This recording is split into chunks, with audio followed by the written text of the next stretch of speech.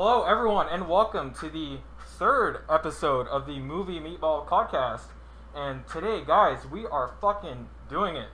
First guest episode. Today, I have with me my great friend, Michael. How was the drive in here, man? Not bad. A little longer than I remembered, but hill country out here is real pretty. So, today we are talking about the 2004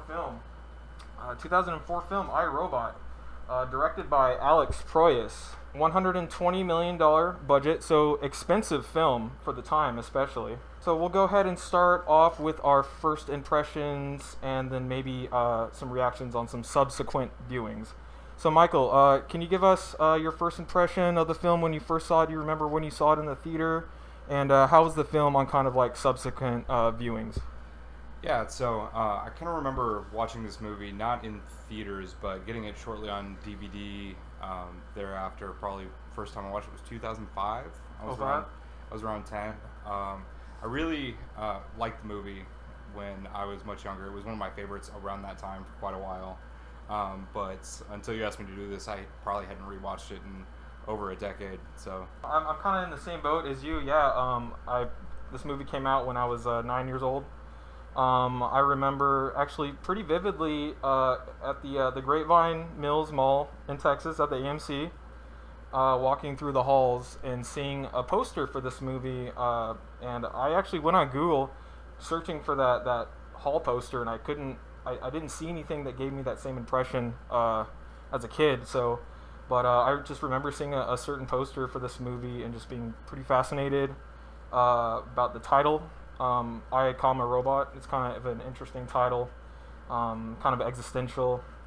So yeah, I cannot tell you the first time that I watched it, any kind of experience. I definitely watched it in the theaters, I suppose, because that's where I remember kind of seeing it. Later, subsequent viewings, just enjoying most of Alex Proyas' directing, and later in the show we'll get a better idea of how it actually was for him directing this film and how sort of the studio interfered, and it almost ruins his career, this film. It almost does, because we'll get more into his filmography before and after this film, and we'll see kind of the jump, the difference between the two. Before and after, this literally before iRobot and after iRobot from the research that I did. For people who have not seen the movie in a while, I have a quick recap here we'll go into. The year is 2035 in Chicago, where robots are a common part of daily life, performing various tasks for humans.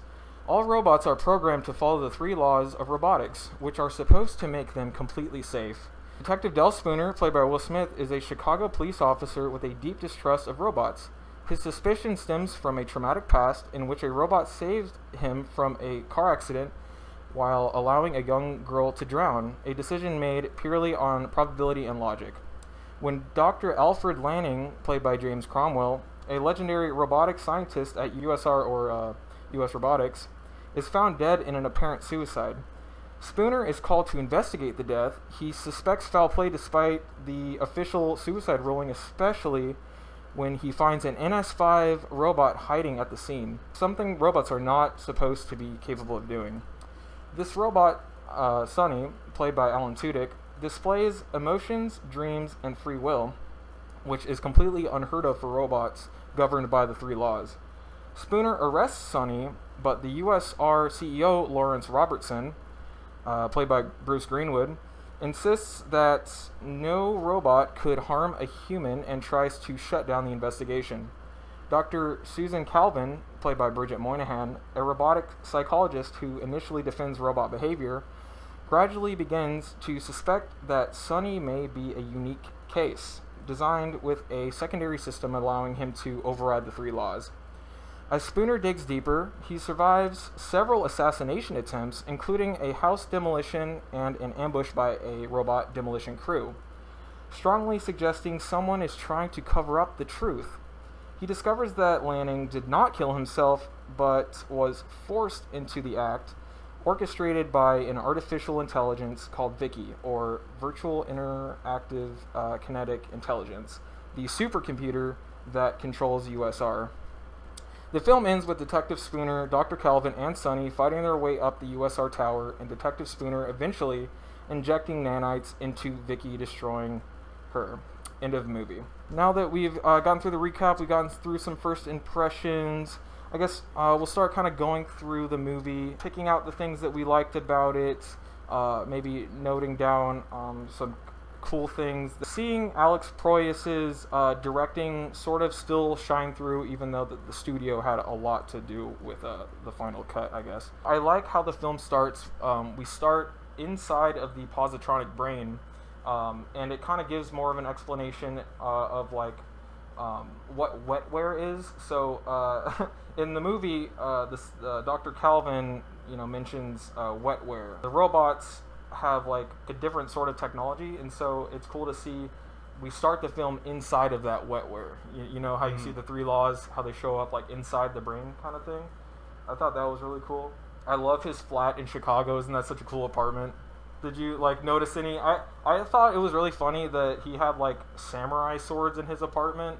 Like, I guess he's supposed to be like stuck in the past, but I don't know. I don't know why this like 45-year-old cop has like samurai swords in his apartment. Yeah, it was giving very much like, because he had, I think, recently gone through a divorce or a breakup. Yeah, that's mentioned too. Movie. Yeah, so. And it definitely feels like single, 30-something, like classic CD player, likes all the old school stuff. Felt very much like a man cave apartment in Chicago. And he got the Converse, dude. I mean, you're the Converse fan. You can't see them, but they're over there. That was actually one of the things that stood out to me, was the product placement in the movie that I really didn't remember. But they bring, and it is pretty like up front, like with a lot of stuff. Like I know you had some notes on the Audi.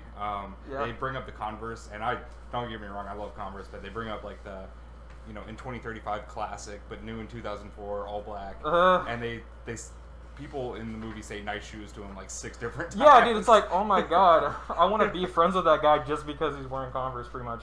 No, that's great. You brought up the Audi, so let's go ahead and talk about the Audi. The Audi is an RSQ concept car designed especially for the film.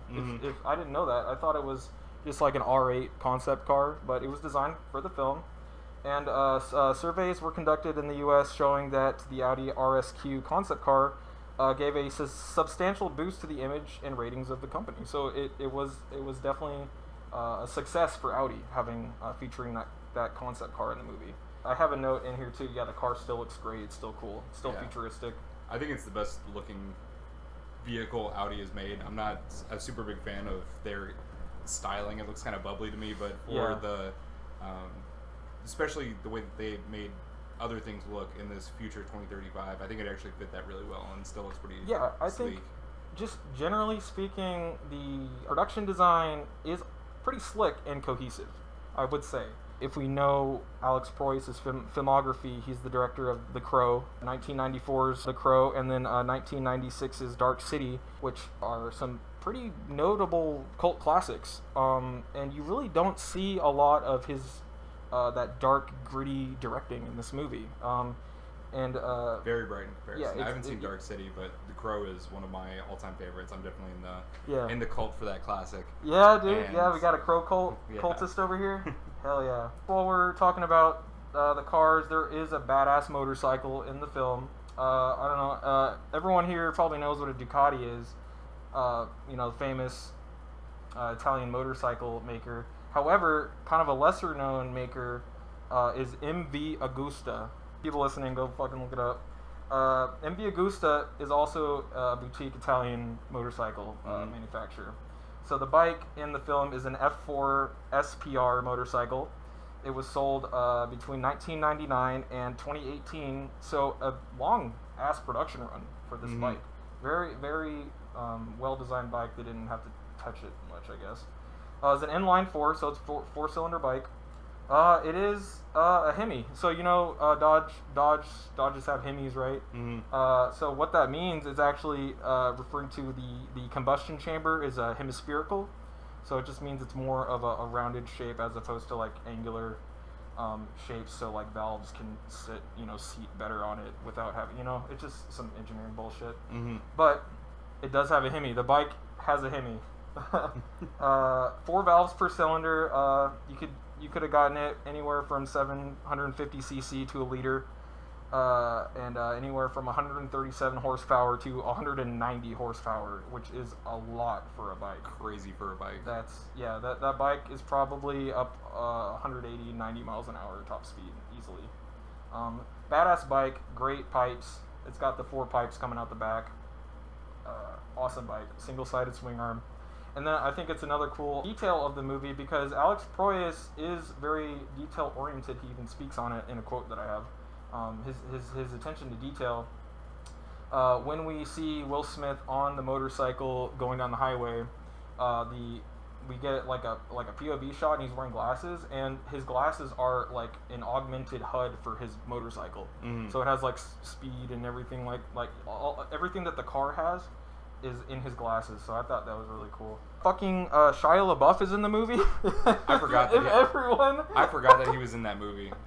He's only in like 2 scenes, which as soon as I remembered he was in the movie, I was like, oh yeah, he's in this movie. He's in this movie a lot, and then it's really only like 2 scenes that he's in at the beginning and the he's end. Literally there to like the lines are meant to be bad. Like the joke is that he can't cuss right. That's the running joke. He's like, oh shit, mother damn. That's his whole character. Oh yeah, and that he's like trying to get laid, and he like, can I borrow your car, kind of shit. We will mention that Shia is in the movie. I'm sorry, my responses are limited. You must ask the right questions. I quote that all the time. I love that. Alfred Lanning. There's a few good quotes. There's some good ones. One that I use a lot is, "You are experiencing a car accident." My god, that is one of the funniest lines. You are experiencing. I think I even wrote that down actually. Yeah, I literally wrote that down. Fuck yeah, dude. That is a great line. Will Smith is charming in the movie. He was a movie star for a reason, right? I wanted to ask you about this. Any retrospection on Will Smith in light of recent events? That was one of the things, like the pervasive thoughts that I had on my rewatch. Right. Was the entire time I was like, man, and I know this is an ice cold take, but I'm like, man, I remember when Will Smith was cool. Right. He was cool. You know? He was in cool movies. He was charming. His excitability. It sucks that he's just a psycho. Like, he's been so rich and so famous for so long, maybe, and he just thinks he can do shit. I don't know what the fuck is up with him. Yeah. And this was, if I remember right, in the middle of his pretty prolific run where he was doing both still these big blockbusters like iRobot, I think Hancock a couple years later, I Am Legend, but he was also doing a lot of the Oscar-oriented stuff like 7 Pounds. Yeah, he would do the drama stuff because he's not an Oscar winner, is he? I don't think he's ever won. I can't remember if he's ever been an Oscar. But he owned the 4th of July for years. You know, Independence Day. Just it's interesting to see his star at the time. So he was a movie star for a reason, and that's kind of all I have to say about it. You know. Recent events notwithstanding. The only other thing with Will Smith is, and again, I thought about this more on rewatch, is other than when he tried to do those very, Oscar-oriented films. Yeah. In movies like this, Independence Day, again, Hancock, where he's got kind of like that charm, but also that wit, but he's still a nice guy. Like they very much was typecast at the time, and people saw him and they knew exactly how to write him. Yeah. He just clicked in the notches for a lot of films. The Hansel and Gretel subplot, super fucking baby level storytelling. Yeah. Super on the nose, super lame, and it's in great contrast to the film Dark City, which does not hold your hand at all. You're questioning things, you don't really know what's going on, and it does have a huge twist and reveal at the end. So the stark contrast between the hand holding in terms of the storytelling in this film compared to his older, darker, grittier stuff. Mm-hmm. So that was probably a studio note. The test audiences were not following this. We literally need to have the book and show the people. It's like, come on, dude. That's not what I love about movies. I think that was very much of the time of the early 2000s as well. Just say what you will about the Marvel juggernaut now, which those movies do still also have a lot of hand-holding, but we have a lot of other stuff that becomes very popular that has backed off of that over the last 20 years, and that was one of the things that stuck out to me as well. Is wasn't that much subtlety to it, which it is a blockbuster movie and was intended $120 million. Yeah, budget. that's a lot of money to be invested for. You want the audience to know what's going on. So you want them to have a good experience. You don't want them to be confused, because confusion is not conflated with a good experience. If you're confused, that's not typically what we think of as having a fun romp at the movies or whatever. Another thing that they did that with is that stuck out to me. So, like you mentioned in the intro, they have on text in screen in the robot's brain written out the 3 laws.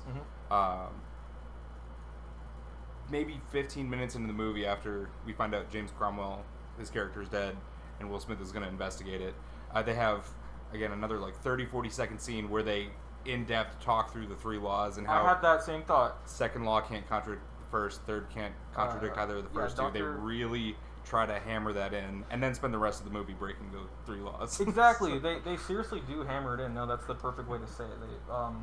Because they open up the movie with the laws, and then they're in that room, and then she just explains the laws again. So it's exactly what's going on. Yeah. It's another great example of that hand holding. The robot effect has aged pretty well, honestly. Like, a lot of times when you get a Blu-ray copy of a movie, an older movie, the special effects, the high definition does not help the special effects. Let's just say that. It's much more apparent that there's a special effect on a high definition transfer of the film. But overall, even in high definition, the effect works. I think Alan Tudyk did a great job voicing Sonny. I think the mocap and all that stuff, I think, was done really well, and it was clear that Alex Proyas was trying his hardest. Yeah, I think they really nailed the robots. One of the special effects I was a little more disappointed in. Yeah. A lot of the green screen for the pulled back city shots and some of the other things that were off in the distance, those looked pretty bad now. Right. And honestly, I don't think I would have noticed nearly as much, accepting that it's an older movie, if in comparison the robot CGI looked amazing. Like, honestly, better than some stuff that comes out today. Yeah, I see that a lot on Instagram Reels. People will be like, look at this movie from 2009, look how good it looks, and then look how shitty the newer movies look. It's I think it just comes down to not giving the animators enough time. There's not enough passion going into it. There's not enough artistry going into it. Because look at Jurassic Park's T-Rex. Look how good that looks still. Because that T-Rex, that special effect was an art piece for someone. There was artistry in making that effect, and you just don't see that in these, which is crazy because they have more money than ever to do it. They just pocket it. It's funny how so we're supposed to be in 2035, right? We're in Chicago.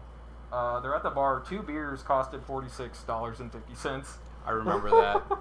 I feel like we're actually not too far off. Yeah, at this I'm point. In 10 years, a beer being $23. Cocktails are already $20, dude. Yeah. That's actually, so that might be pretty good. All right, so Ghost in the Machine. We get Alfred Lanning's speech about Ghost in the Machine. I have that whole monologue here. There have always been ghosts in the machine, random segments of code that have grouped together to form unexpected protocols.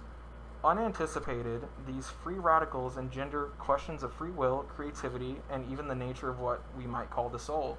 Why is it that when some robots are left in the darkness, they will seek out the light? Why is it that when robots are stored in an empty space, they will group together rather than stand alone? How do we explain this behavior? Random segments of code? Or is it something more? When does a perceptual schematic become consciousness? When does a difference engine become the search for truth? When does a personality simulation become the bitter moat of a soul? That's kind of how Alfred Lanning saw his creations, saw what was happening, and I guess the only way he could tell people was committing suicide, which I don't even think that's a great... Just the story in general, I think, is pretty lacking. The hand-holding about it, it doesn't... You question the reasoning of his choices. I don't love the story. I don't love it. The philosophy of artificial intelligence. I have an article here from the American Public University. The article is Exploring the Connection of Philosophy and Artificial Intelligence by Dr. Stephen Rye. All right. Rye writes, we've all heard it. Artificial intelligence, AI, will take over the world, and robots will kill us to save the planet. At least that is what science fiction writers have been saying since Czech playwright Karl Čapek gave us Rossum's Universal Robots. And that is, I believe it's a play with the first mention of robots turning against humans. So even before Asimov. Continuing the quote, and American writer Isaac Asimov formulated his 3 laws of robotics to ensure protection for our AI creations. From our AI creations, rather. Since the unveiling of AI tools such as ChatGPT, which I use a lot of to make this episode, the fretting over AI is in full force. At a recent Yale CEO summit, some 42% of 119 CEOs expressed the fear that AI could potentially destroy humanity in 10 years or less. Much like the failed predictions of the first Earth Day, I sense the future will not be the doomsday prophets predict. Part of that may be because many computer science people, just like the Earth Day scientists, will work on solutions. When we talk about artificial intelligence, there are tests that we can do to see if a computer system has like legitimate intelligence or not. So one of those tests is called the Turing test. So the Turing test is a test of a machine's ability to exhibit intelligent behavior equivalent to or indistinguishable from that of a human. And when you do more reading about it, the test kind of focuses on the ability of the computer system to maintain a conversation with a human for like more than 5 minutes. So if it can do that, then it's indistinguishable from a human. I believe the Turing test was like from the 50s or something like that. And later on in the 80s, a guy came up with the Chinese room argument. U.S. philosopher John Searle first developed his Chinese room argument in 1980 as an attempt to address whether computers could ever wake up and become conscious of their own existence. This is from the article again. Part of Searle's argument was to contend that even if a computer could pass the Turing test, created by computer scientist Alan Turing, that would not be enough to bestow conscious intelligence on a robot. Whether the Turing test was sufficient for making such a distinction is still debated among philosophers and computer scientists. The Chinese room argument focuses on syntax and semantics. So it's basically like, how well can you speak the language, and could a native speaker tell that you're just pretending like you can speak the language? I'll read off kind of how John Searle sees the test. So Searle imagines being in a room with a program in English that directs him to respond in a certain way to Chinese symbols slipped to him on pieces of paper. The response is then passed back to people who eventually assume the person in the room knows Chinese. At the core, this experiment differentiates between knowing syntax and understanding semantics. Knowing syntax does not equate to understanding semantics, and few would say that Searle knows Chinese. So it's saying, even if this person in a room is able to respond to these Chinese phrases and stuff like that, a native Chinese speaker will say that a native Chinese speaker would not say it like that, or like that's not correct, it makes no sense, sort of thing. So that's kind of interesting. I did some digging into sort of what that was, and I thought there was another level on top of the Turing test. There's more fucking examinations that we can go into. So a few philosophical terms when we're talking about the nature of being and the nature of knowledge. A couple philosophical terms. Epistemology. So epistemology is the study of knowledge, plays a crucial role in the philosophy of artificial intelligence. It examines how AI systems acquire, represent, and utilize knowledge, and how their knowledge relates to human knowledge and reality. So you can have epistemological religion. Epistemology is a part of religion as well. It's a philosophical term. And so another great term is ontology. So ontology is a philosophical term where it deals with the study of existence and the nature of being. So, in the context of artificial intelligence, an ontology is a formal representation of knowledge as a set of concepts within a domain. and the relationships between those concepts. It provides a shared vocabulary and a way to organize and structure information, enabling machines and humans to understand and reason about the same things. Essentially, it's about defining what exists in a particular field and how those things relate. I'm not going super deep into this stuff, just kind of a taster. If you guys, if any of this sounds interesting to you guys, hopefully it's more of a springboard for people listening to maybe go do a little bit more research. But that's kind of when you do some cursory investigation into AI philosophy, that's kind of what comes up is those sorts of terms and questions. I'll go ahead and end our kind of philosophy section here with a quote from the article. All things considered, asking philosophical questions such as what will happen when the human mind is truly replicated by computer programs is purely academic. Until an example of a computer's self-awareness exists, or until we fully understand the mechanics of consciousness, it does not appear that an AI tool will possess human cognition anytime soon. And I really can't help but agree with that. I mean, how can we understand another being's consciousness if we don't even understand our own? Would you say that you kind of agree with that, or? I definitely have worries long term about AI and its uses. Yep. But a iRobot Terminator type situation where they actually achieve their own intelligence and consciousness, we're pretty far away from that. Right. I know there's a lot of worry about ChatGPT and the large language models that do this kind of thing, but they really, from that description, they would pass the Turing test because you can talk to them in natural language and have them respond, but there's no inherent understanding to the program. What they're saying. Right. Maybe. There's ways for AI to be harmful without it being a literal robot showing up and killing you. You know, there's harm being done. Become a very popular marketing buzzword. Exactly. AI, design developed with AI. And it's supposed to be a good thing, which, you know, AI developed this show. I mean, it is a useful tool if used correctly. Technology develops, I tend to err on the side of it will be used against the populace. The theme that we're talking about right now, fear of technological advancement. So Detective Spooner embodies this fear of technology in the film. We aren't talking about a new way to flush your toilet, right? We're talking about artificial intelligence that can gather and analyze data to further someone's agenda. This isn't a commodity, right? Like, this is more dangerous than some, you know, some like as seen on TV shit. The first intelligent AI, we're not going to ask it to, you know, how do we more efficiently build homeless shelters? No, it's going to be asked, you know, how do we defeat our enemies, right? That's what's probably going to happen. It's not going to make our lives better necessarily. At least that's my opinion when it comes to like technology like this. On that though, I think the movie really kind of glosses over. On the rewatch, viewed a lot of his anti-robot views, which, especially modern slang of the day, he's definitely the kind of guy that would say clinker. Yeah. Oh, dude, I love it. It's great. He goes down to the door. He's leaving his apartment, and he calls him a canner. I'm like, hard R, dude. Come on.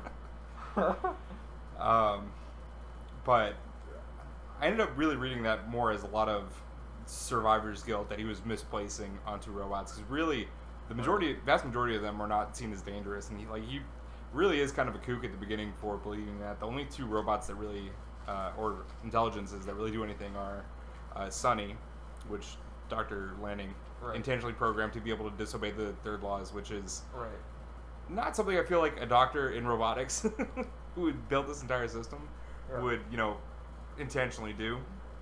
Sure.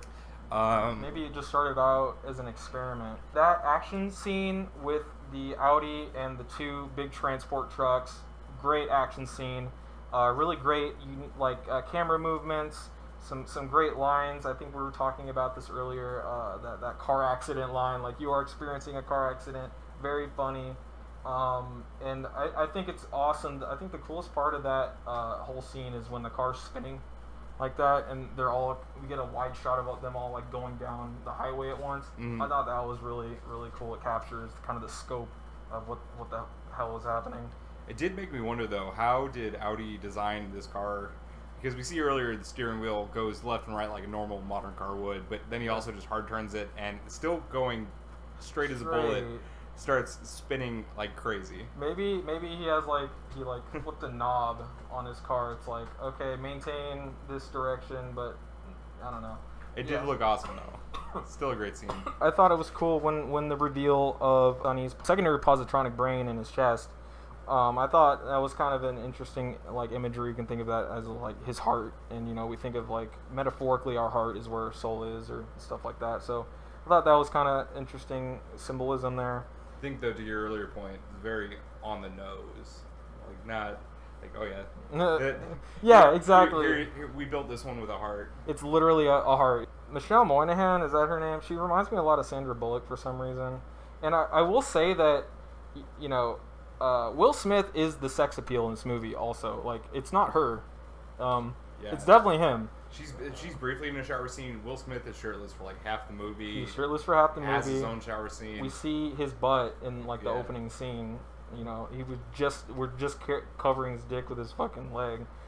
I think it's funny, a lot of movies, the women in the movie are the sex appeal, but Will Smith is the sex appeal in the movie. So I thought that was funny. On the highway, they're commuting at 180 miles an hour. I paused it and looked at the HUD. He's going 180 down the highway. Yeah. And then he drives the motorcycle on that same highway. He's at maximum if he's getting through that. If he's going that fast on that bike, he's at maximum top speed.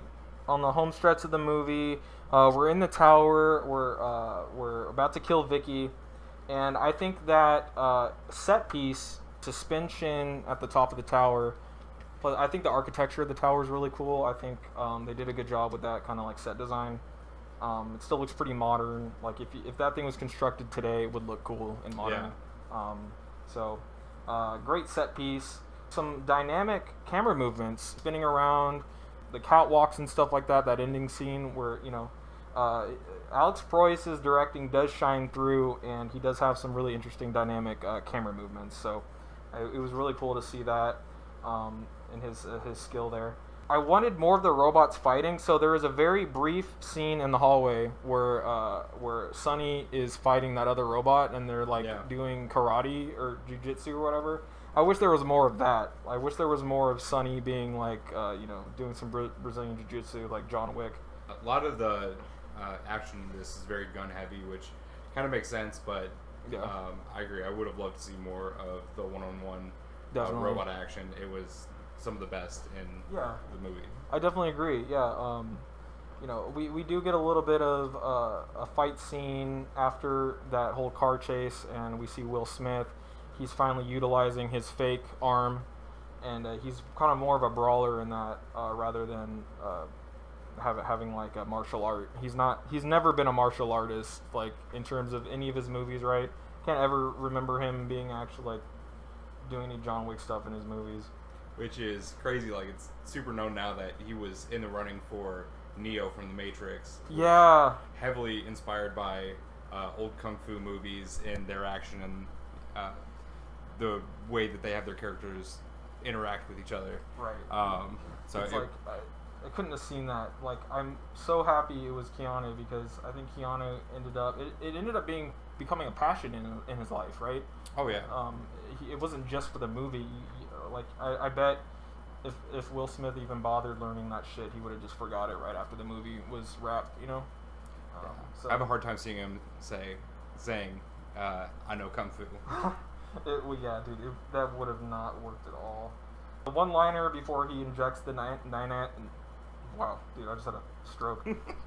The one-liner at the end when he's about to inject the nanites is a shitty one-liner. It sucks. I don't even remember what he said. I think he says you've so got to die or something.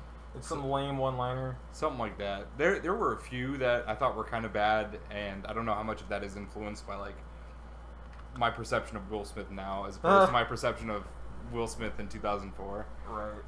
Yeah. I did still get a chuckle at the very end line where, again, Will Smith kind of accepts Sonny because he tells Sonny to save the girl instead of him, and Sonny does that.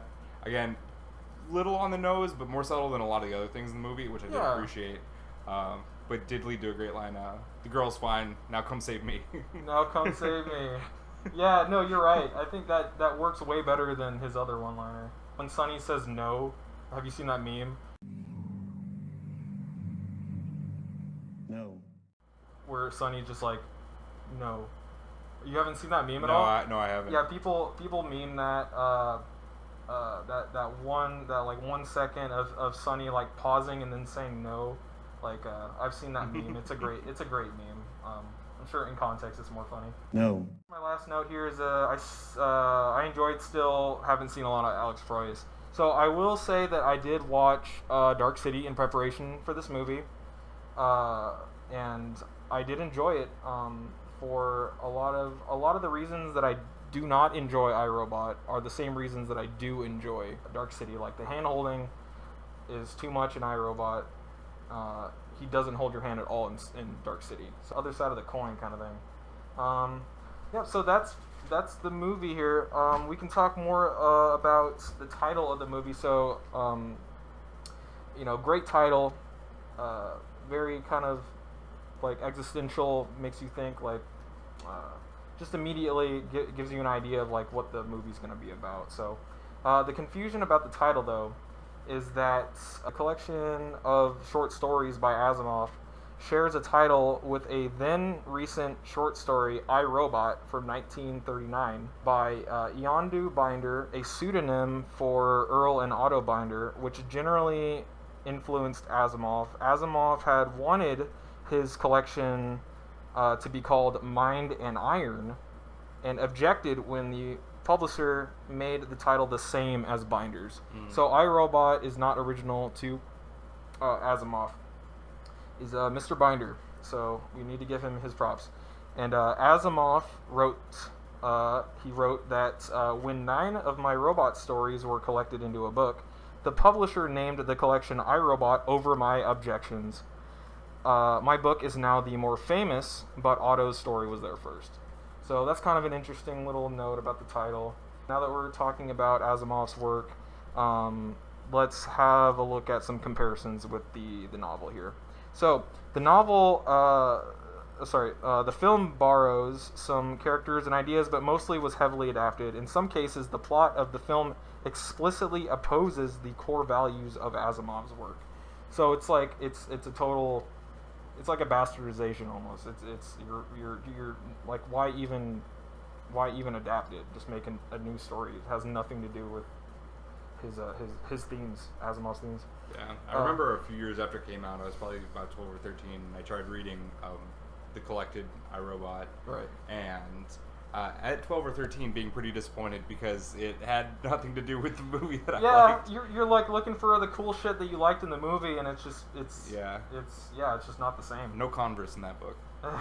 Yeah, no Converse, no MV Agusta, no Audi concept car. It's trash. Asimov's storylines often involved roboticists and robot characters battling societal anti-robot prejudices, rather than what Asimov called the Frankenstein complex, the tendency in popular culture to portray robots as menacing. He has gone as far as to say that he entered the genre to protest this very complex. He was basically writing in protest for this movie. Like, Asimov is standing at like a stark contrast of the movie, actually. It's weird. Why even adapt his stuff if you're just going to make an evil robot? He didn't agree with evil robots. It's just weird. Yeah, just weird. Just want to make a popular movie with a popular title. It just studio shit. And I bet the studio. I bet Alex Proyas had all this in his head too. I bet he knew what he was making was antithetical to Asimov's work. I'd be curious as to how much, what changes were in his original vision and which weren't. Exactly. Because again, the original is just a bunch of short stories. But even in The Crow, again, one of my favorite movies. Yes. I'm also a big fan of comics. I've read the Crow comic. Right. Yeah, you're much more of a comic book reader than I am. Yeah. Most of the characters are the same, much more in line than the differences between, as far as I'm aware, the iRobot short stories and this movie. But there's still a lot of things that fundamentally change to take it from a very, very dark and macabre comic into Right. a more 90s Interesting, yeah.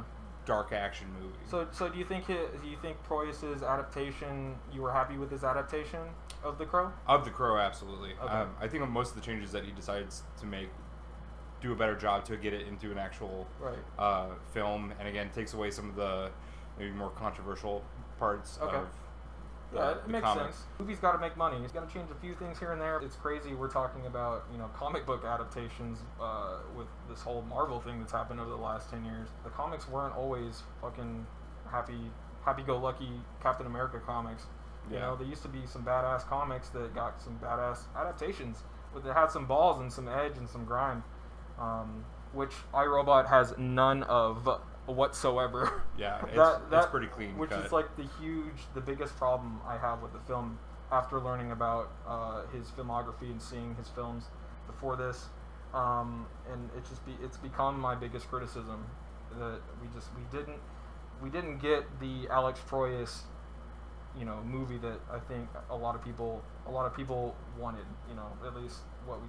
It was just an audience-pleasing movie. Some examples of some differences between the novel and the film. Sonny's attempt to hide from Spooner in a sea of identical robots is loosely based on a similar scene in Little Lost Robot. The positronic brains of Sonny and his fellow robots first appeared in the story Catch That Rabbit. Sonny's struggle and desire to understand humanity resembles that of the robot protagonist and the Bicentennial Man, another Asimov work that got a film adaptation starring Robin Williams in 1999. Mhm. Have you seen Robin Williams' Bicentennial Man? I have not. Me either.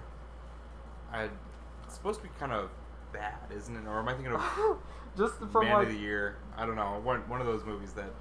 just like felt from like the, sad. the images I've seen, I just haven't. I mean, Robin Williams is good in pretty much everything, right? So it has True. to have some sort of merit to it. But yeah, I didn't know that was also a Asimov work. We're gonna go ahead and round out our discussion of 2004's iRobot, and we're gonna learn about a little bit more about the trajectory of Alex Proyas and kind of the tragedy of this movie. On top of not getting a real vision, something with some like artistry in it, right? The director, Alex Proyas, if you're not aware, is a pretty notable cult director. He directed 1994's The Crow. We're just speaking on how fans of the comic liked the movie. They thought it was respectful, and just generally his visual style is still being aped today. Yeah. It's very, very inspirational. Yeah. Very moody movie. Highly recommend to Yeah. anybody who has not taken the time to see it. Right. Definitely worth watching this two times instead of watching this in iRobot.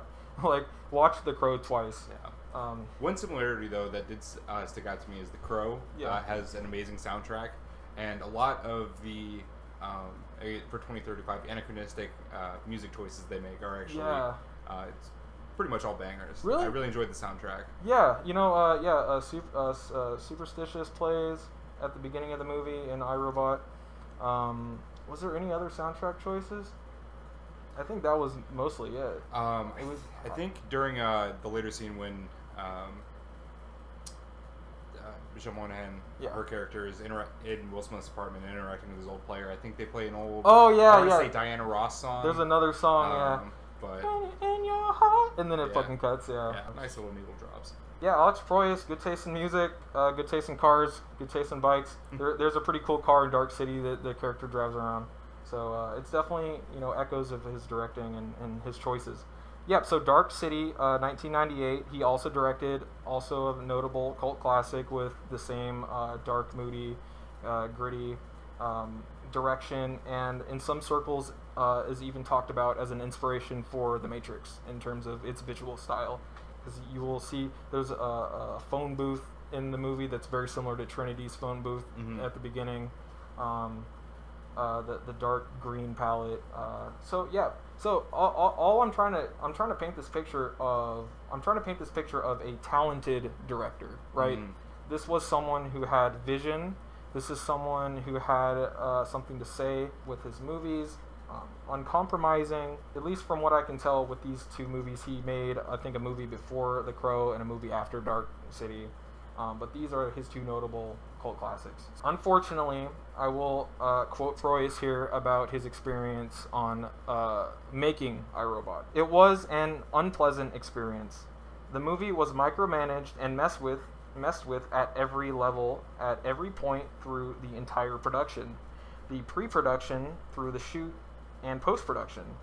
After a couple of years of this, the solid ground that I stood on as a director became shaky, and I became obsessed with keeping as many details as I could, to the point that I didn't realize how much of what enthused me originally was getting lost. I used to describe working on iRobot as running a marathon with the studio lined up beside you, throwing chairs under you to make everything that little bit harder. It's so unnecessary because at all times I was just trying to make the best damn film I could. This is from Wikipedia, but it goes on. It says, although it was an unpleasant experience, he enjoyed working with Will Smith. Just sad. It's sad, and you see that later in his career he directs this movie called Knowing, starring Nicolas Cage, a critical flop and kind of regarded as just a terrible movie. Is that the one where he can see like a couple minutes into the future? He's like predicting like the end. I watched it so long ago, but yeah, he like predicts the end of the world or something. Like he directed that, and then he directed Gods of Egypt in 2016. So just another like shovel movie, like critically panned. Yeah, critically panned. Making any money. And then that's it. He hasn't made another movie since 2016, and it's been a decade. How sad is that we had this great talented director. He has this experience making iRobot, and then he just tapers off and disappears, and it really feels like we lost something at this point. You know, after doing this research, watching his earlier films, researching iRobot, it's kind of a tragic story. It's really not. It's not good. It sucks. But on his wiki, apparently to be announced, he's credited as a director, producer, and writer on Rossum's. If you remember from earlier, Rossum's Universal Robots, RUR. He's credited as director, producer, writer on a project with that title. So he might be having a return to form at some point. I don't know. We could get another cool movie from Alex Proyas. Fingers crossed. It sucks that it stole the happiness out of directing for him, and it sucks that happened. I don't want like this to end on a downer, but it just sucks that's what happened. And as someone who loves film, loves visionaries, directors that I love, and want to see them make stuff and support them, it sucks that we lost one of these great directors who had a great track record, and I don't know if we're gonna see another return to form. So hopefully Alex is doing well, Mr. Proyas. Hopefully he's having a good, living a good life, and pursuing other passions in his life. Even if directing isn't something that is still like, lights his fires. Any final thoughts on the movie? Like after everything we kind of talked about, what happened to Alex Proyas. Maybe any new thoughts, final closing statements? I'm definitely gonna have to check out Dark City. Sure. I'd be interested to see his future work. I think the concept of robot intelligence and that kind of dark mystery thriller. Yeah. I'd really love to see more of that in like the style of The Crow, if we could return to that form. Yeah, man. There were still some great shots in iRobot, but you see glimpses of his directing. What's your appetite? It's like, fuck, like what could have we gotten, right? Yeah. I need to rewatch The Crow for sure. I'm gonna rewatch The Crow. Wrapping up, that has been the third episode of the Movie Meatball podcast. Thank you so much, Michael, for taking the time coming out here. Thanks for having me on. Listen to my ass ramble. Signing off.